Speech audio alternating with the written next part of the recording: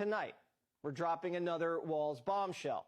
As governor, Walz let a gang of politically connected Somali fraudsters steal $250 million of your money. It was the single biggest COVID scam in American history.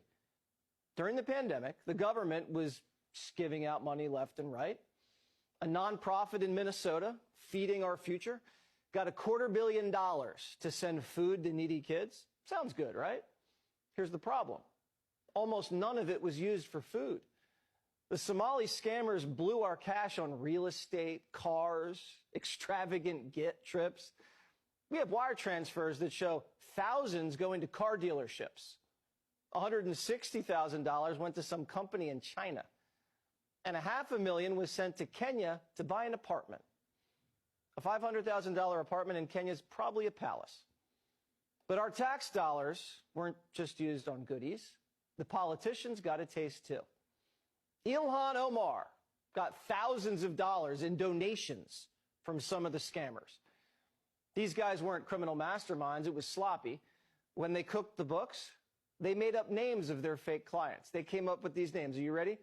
Unique Problem, Friday Donations. How'd nobody catch that? Well, early on, Walz's administration thought it looked a little suspicious, so they froze the funds. Then the Somalis sued and called Walz racist, so he kept letting them steal. They didn't bother to crack into the bank accounts or issue subpoenas. Walz just put his hands in the air and said, "I'm not racist. Take whatever you want." Minnesota has a huge Somali population. You can't get called racist and expect to win another election there. Walz even gave one of the fraudsters the Minnesota Outstanding Refugee Award. 3 years later, she was indicted. No thanks to Walz, the feds came in after he ignored the problem for years.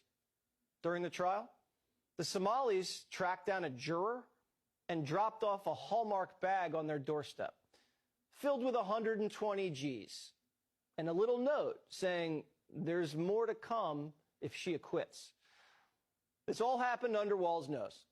He had every chance to stop it and failed. Just like he failed to protect his city during the riots, and just like he failed his union.